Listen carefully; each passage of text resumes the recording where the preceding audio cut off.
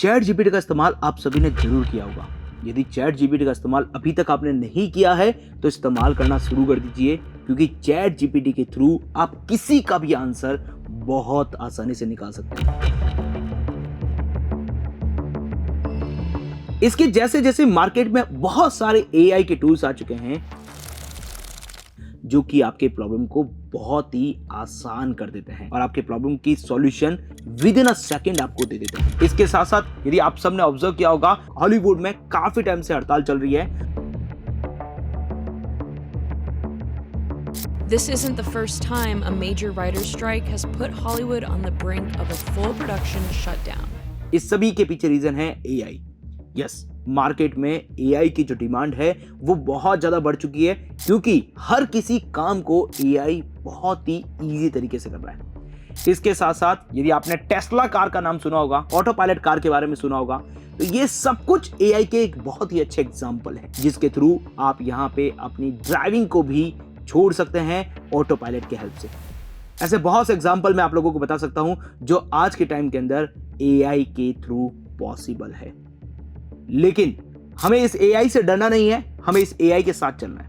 यदि आप ये सोच रहे हैं कि हम एआई के साथ साथ चलें, इस एआई की दुनिया में वर्क करें, तो इसके लिए आपको आनी चाहिए कुछ programming language.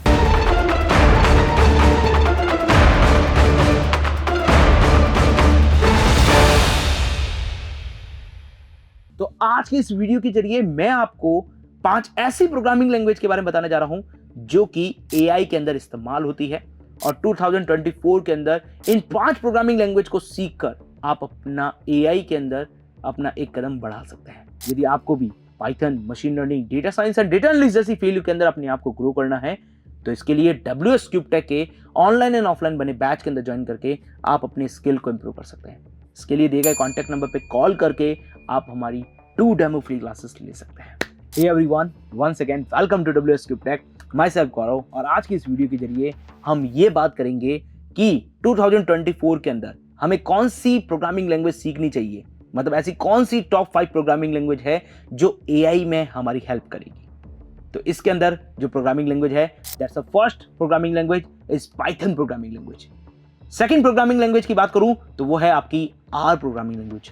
Third programming language की हम बात करें यहाँ पे तो वो होती है हमारे पास जूलिया प्रोग्रामिंग लैंग्वेज।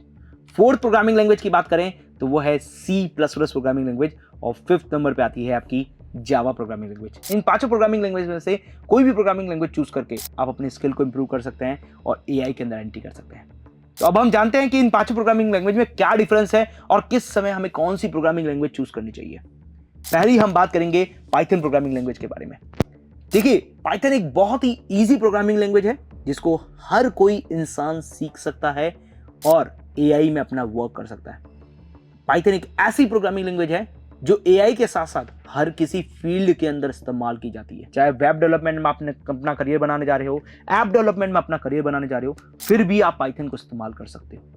लेकिन यदि मैं एआई के अंदर बात करूं तो एआई के अंदर सबसे ज्यादा यूज आने वाली जो प्रोग्रामिंग लैंग्वेज है वो पाइथन प्रोग्रामिंग लैंग्वेज है। चैट जीपीटी की बात करेंगे तो चैट जीपीटी का जो बैकएंड कोड लिखा गया है जिसके थ्रू वो काम कर रही है, उसके अंदर भी पाइथन प्रोग्रामिंग लैंग्वेज इस्तेमाल की गई है, क्योंकि पाइथन एक वर्सटाइल प्रोग्रामिंग लैंग्वेज है जिसके अंदर बहुत सारे इनबिल्ड मॉड्यूल आपको देखने को मिल जाते हैं, जिसके थ्रू आपका काम करना बहुत ही आसान हो जाता है। लेकिन इसके कुछ नुकसान भी है।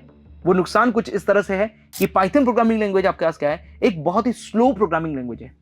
इसके अंदर जो वर्किंग होती है वो बहुत ही स्लो होती है। लेकिन एआई के अंदर जो सबसे ज्यादा यूजफुल होने वाली प्रोग्रामिंग लैंग्वेज है, जो सबसे ज्यादा काम आने वाली प्रोग्रामिंग लैंग्वेज है, वो एक पाइथन प्रोग्रामिंग लैंग्वेज है। सेकंड हम बात करते हैं यहाँ पे आपके पास आर प्रोग्रामिंग लैंग्वेज। यदि आप ये सोच रहे हैं कि आप एआई के अंदर रिसर्च करेंगे, यदि आप ये सोच रहे हैं कि डेटा साइंस के अंदर हमें एल्गोरिथम को बिल्ड करना है, तो फिर इसके लिए आपको प्रेफर करना पड़ेगा आर प्रोग्रामिंग लैंग्वेज को, क्योंकि आर एक ऐसी प्रोग्रामिंग लैंग्वेज है जिसके थ्रू आप स्टैटिक्स से रिलेटेड सारे काम बहुत ईजी से कर सकते हैं। हालांकि पाइथन प्रोग्रामिंग लैंग्वेज के अंदर भी काम करना आसान है, लेकिन आर प्रोग्रामिंग लैंग्वेज के थ्रू आपके पास स्टैटिक्स से रिलेटेड सारे काम बहुत ही ईजी ढंग से होते हैं। इसके साथ साथ R programming language research sector में सबसे ज्यादा इस्तेमाल होने वाली प्रोग्रामिंग लैंग्वेज है, क्योंकि इसके अंदर मैथमेटिकल वर्क और इसके साथ साथ एल्गोरिथम वर्क बहुत ही आराम से होता है। ये पाइथन के कंपैरेटिवली वर्किंग बहुत ही फास्ट है, बट इसमें एक बहुत ही छोटी सी कमी है, क्योंकि इसके अंदर आपको बहुत ज्यादा मॉड्यूल नहीं देखने मिलते हैं। मॉड्यूल का मतलब है प्री डिफाइंड बने हुए कोड,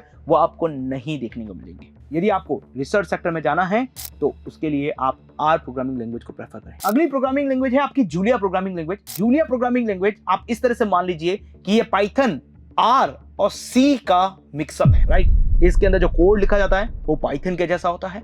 वर्किंग फंक्शनैलिटी आपकी सी की जैसी होती है, क्योंकि सी प्रोग्रामिंग लैंग्वेज बहुत ही ज्यादा फास्ट होती है, तो वर्किंग फंक्शनैलिटी आपका सी की जैसी होती है यहां पे। लेकिन ये पाइथन की कंपैरेटिवली इतनी ज्यादा पॉपुलर नहीं है। रीजन, क्योंकि इसके अंदर बहुत ही लिमिटेड मॉड्यूल देखने को मिलते हैं। आपको यहाँ पे सारा काम बहुत ही बेसिक से करना पड़ता है।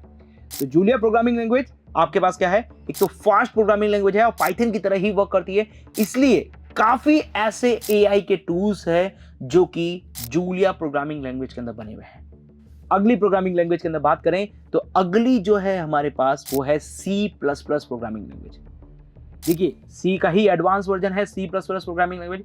और मैंने जैसा कि अभी आपको बोला था कि सी प्रोग्रामिंग लैंग्वेज जो होती है बहुत ही फास्ट प्रोग्रामिंग लैंग्वेज है, तो उसी तरह से C++ प्रोग्रामिंग लैंग्वेज भी बहुत ही फास्ट प्रोग्रामिंग लैंग्वेज है। प्रॉब्लम यहीं पे है कि C++ प्रोग्रामिंग लैंग्वेज के अंदर आपको ज्यादा मॉड्यूल नहीं देखने मिलते हैं। लेकिन यदि आप कोर काम करने जा रहे हैं, कोर काम का मतलब है बेसिकली यदि आप बेसिक से अपना एआई टूल बिल्ड करने जा रहे हैं तो उसके लिए आपको C++ प्रोग्रामिंग लैंग्वेज का इस्तेमाल करना पड़ेगा। इसके थ्रू आप क्या कर सकते हैं, अपना बेसिक से अपना खुद का एक एआई टूल बिल्ड कर सकते हैं। लेकिन यदि आपको किसी एपीआई के थ्रू बिल्ड करना है, यदि आपको किसी एपीआई के थ्रू ही अपना आर्टिफिशियल इंटेलिजेंस का प्रोग्राम बनाना है, यदि आप ओपन एआई के थ्रू आप अपना प्रोग्राम बनाना चाह रहे हैं, तो उसके लिए फिर आपको पाइथन प्रोग्रामिंग लैंग्वेज ही चूज करनी पड़ेगी।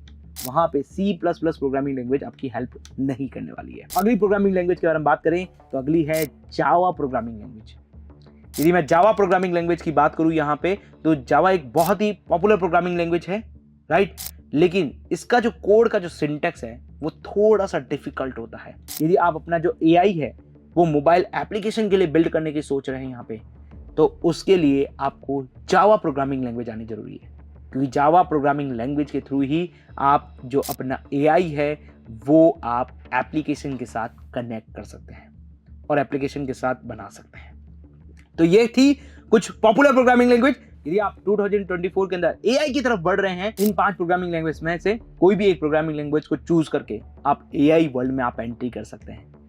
तो यदि आप प्रेफरेंस वाइज सुने कि कौन सी सबसे पॉपुलर है और कौन सी सबसे ज्यादा यूजफुल है, तो उस हिसाब से आपके पास सबसे पहले आपके पास पाइथन आएगी, सेकंड आपके पास आर आएगी, थर्ड आपकी जूलिया आएगी, फोर्थ आपकी C++ आएगी और फिफ्थ नंबर पे आपके पास जावा प्रोग्रामिंग लैंग्वेज आने वाली है। तो ये कुछ आपके पास प्रोग्रामिंग लैंग्वेज है जिनके थ्रू आप सीखकर एआई वर्ल्ड के अंदर आप एंट्री कर सकते हैं और 2024 के अंदर एआई के साथ साथ आगे बढ़ सकते हैं। फिलहाल आज की वीडियो के लिए बस इतने रखते हैं। आने वाले टाइम के अंदर हम और भी ऐसे इंपॉर्टेंट कंटेंट आपके लिए लेके आएंगे। तब तक आप हमारे साथ यूं ही बने रहिए। Till then good bye.